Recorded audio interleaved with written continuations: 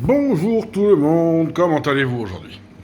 Ouais, je sais, j'ai une sale tête, je suis pas rasé, j'ai pas de barbe, faut que ça repousse la barbe, hein, c'est normal. Mais bon, voilà. Aujourd'hui, je voulais vous faire une vidéo concernant cette fameuse marche de l'islamophobie qui va avoir lieu ce week-end, où les politiques se déchirent, etc., etc. Et Et personnellement, j'avoue que cette marche, en soi, me dérangeait pas au départ. Une marche contre le racisme, on ne peut pas être contre. Une marche contre la xénophobie, on ne peut pas être contre. Une marche pour les droits de tous, on ne peut pas être contre. C'est une évidence. Voilà. On vit dans un pays qui est démocratique, libre, et il est évident que on a tous et toutes besoin de se soutenir plutôt que se diviser, surtout dans des moments où l'économie monde va mal, l'économie française va encore plus mal, où on est traité comme de la merde par le gouvernement, où on nous pond des lois sociales complètement débiles complètement. Et donc, ça me semblait évident qu'on ne peut pas être contre le fait de vouloir rentrer chez soi et de faire de la France un pays tel qu'il est. Vous, je sais pas, mais moi, ça me paraît évident. Donc à la base, je me suis dit, ouais, c'est pas une mauvaise idée, et puis l'islamophobie. Puis après, comme beaucoup de monde, je me suis intéressé plus au sujet, pas l'islamophobie en soi, hein, voilà. Mais sur les organisateurs, sur les idées qu'ils veulent défendre, etc. Et on s'aperçoit très vite qu'en fait, ces personnes qui hurlent à l'islamophobie, certes, font partie de la communauté musulmane, mais sont très très loin d'être représentatifs des musulmans. Je ne sais pas si vous savez, mais musulman, c'est une religion. La religion, c'est la foi. La foi, c'est quelque chose d'intime. C'est quelque chose qui se vit entre la personne et le Dieu dans lequel il croit. Peu importe qu'on l'appelle Jéhovah, Dieu, Allah, Bouddha, Shiva, ça, c'est pas important. C'est du domaine de l'intime. Maintenant, il y a des personnes qui veulent nous faire croire que la religion, c'est pas intime, mais que c'est quelque chose de social, c'est quelque chose qui regroupe les gens. C'est ce qu'on a voulu nous faire croire pendant des millénaires, hein. Mais on nous fait croire ça pour nous asservir. Oui, le chrétien voulait asservir le peuple, les juifs voulaient asservir le peuple, avec une croyance, et surtout un dogme. Parce que le problème, c'est pas la croyance en soi, c'est le dogme qui en découle. Le dogme, c'est ce qui est décidé par des humains, en général les puissants, pour que les autres fassent ce qu'on leur dit de faire. Ah oui, rappelez-vous l'Inquisition. Si le curé disait que tu étais un mauvais chrétien, tu pouvais plus travailler, tu pouvais plus rien faire, tu n'avais pas le droit de te marier, tu n'avais pas le droit d'être enterré, tu avais le droit de rien. Puis si vraiment tu râlais trop parce que le curé a été un peu trop con, on te torturait et éventuellement on te brûlait vif. Tu vois, truc sympa. Enfin, il y avait d'autres choses, on pouvait t'écarteler, te dépecer. Enfin, voilà. Donc c'est pas... Voilà, c'est pas... Là, vous voyez, j'ai pas pris un exemple pour un exemple. Les musulmans, j'ai pris les chrétiens, hein, comme ça on peut pas me dire que je suis méchant.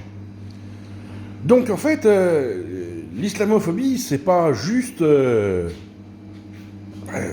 bande de tarés qui vont se secouer le poireau, quoi. Non, c'est pas ça. Et donc quand j'ai vu les revendications, je me suis dit, oula, les revendications, c'est pas du tout ce qu'ils veulent nous vendre, là. Ça va pas. Je fais une pause, bougez pas. Donc je reprends. Donc ces gens, oui, ils sont... On s'aperçoit qu'en fait, ils représentent une mouvance que dans d'autres termes, on appellerait des sectes, hein, mais on n'a pas le droit de le dire parce que c'est déjà de l'islamophobie de dire que ces gens-là, c'est des sectes. Ben non, faut pas le dire. Non. Ah, je l'ai dit, c'est pas grave. Ils auront qu'à m'attaquer. Hein. Et donc, on s'aperçoit très vite que, en fait, cette marche, elle n'est pas pour défendre la religion musulmane, elle n'est pas pour défendre les musulmans, mais elle est là que pour défendre celles et ceux parmi les musulmans qui ont fait le choix d'une philosophie, certes issue de l'islam, on ne va pas critiquer là-dessus, une philosophie, mais une philosophie qui ne correspond ni à la réalité première de l'islam, mais qui correspond encore moins avec les valeurs de la France. Voilà.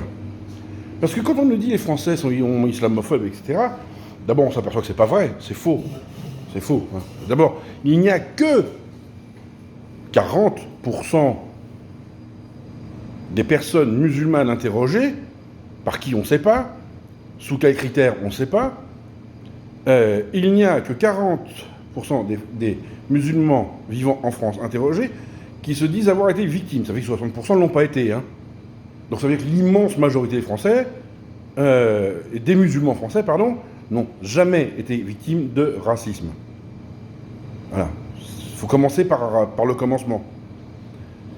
Et ceux qui l'ont été en général, c'est pas seulement les femmes qui portent le voile, parce que le voile, ça veut tout dire et ça veut rien dire. Et c'est là où il y a un grand problème, et c'est volontairement que ces associations comme le CCIF,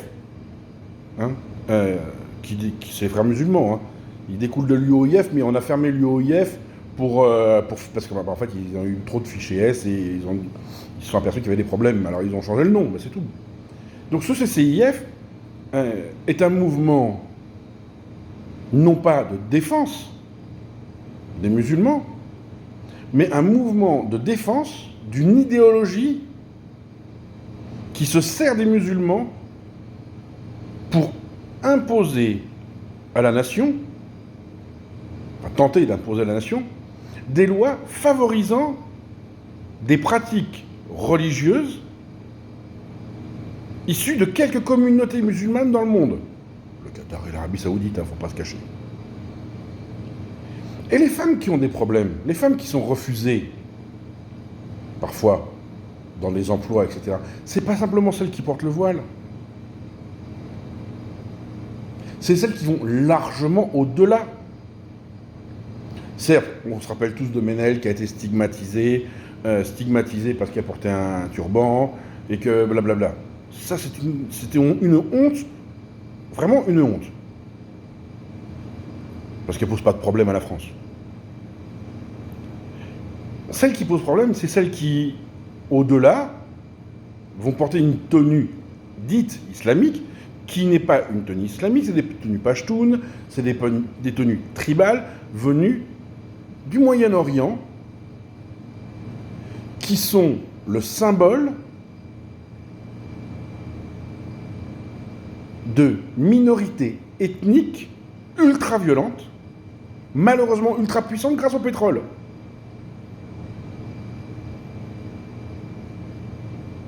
C'est celles qui sont habillées tout en noir, avec des gants. Celles qui portent le niqab, le tchileb, les abayas. Le problème, il est là.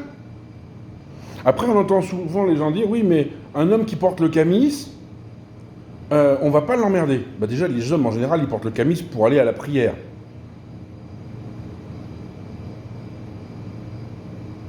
Est-ce qu'on peut reprocher à quelqu'un qui va sur son lieu de culte de s'habiller en fonction de son culte? Je ne pense pas. C'est mon opinion personnelle, attention.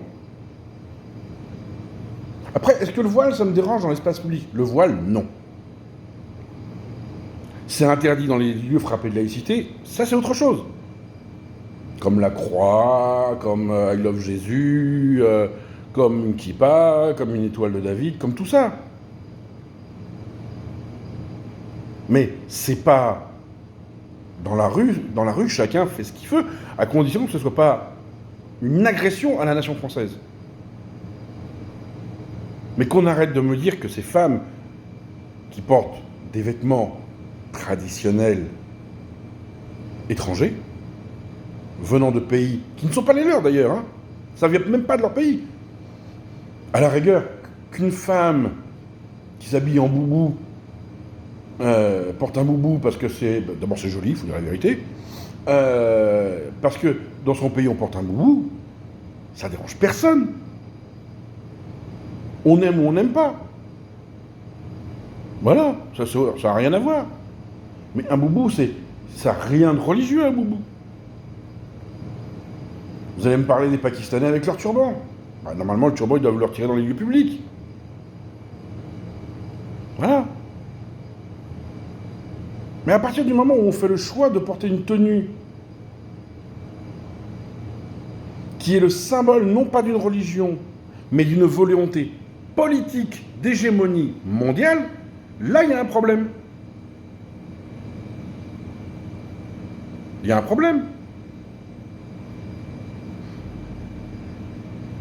Après, on l'accepte ou on l'accepte pas.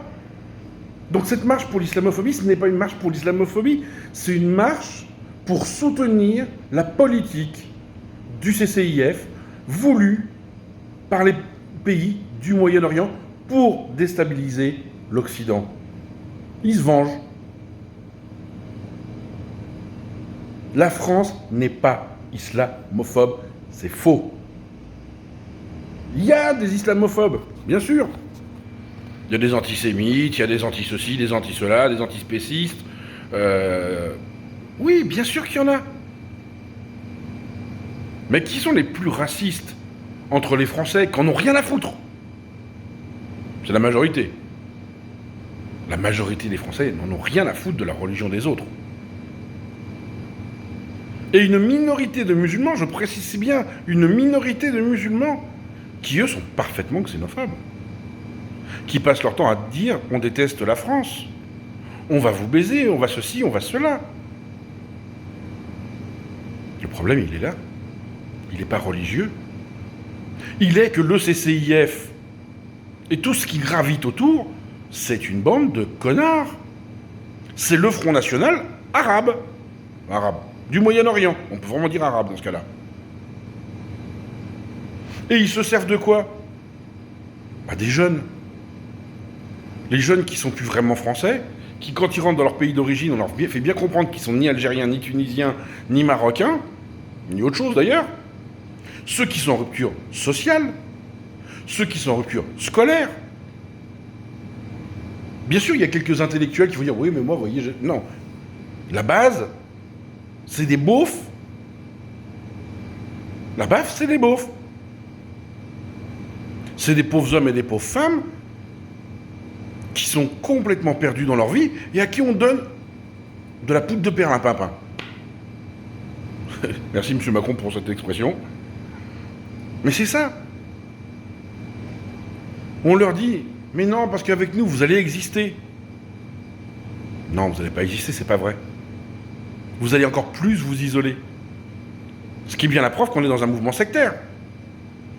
On isole les gens de leur identité première, de leur culture première, de la nation dans laquelle ils vivent. On leur interdit l'accès, évidemment, à l'emploi. Et en plus, on les trahit sur quelque chose de fondamental, la foi. Le burkini, parlons-en. C'est ridicule. Parce que si on suit vraiment la foi musulmane, une femme, elle ne va pas dans un lieu où il y a de la mixité. Que ce soit en burkini ou en bikini. Donc c'est ridicule de nous dire ça.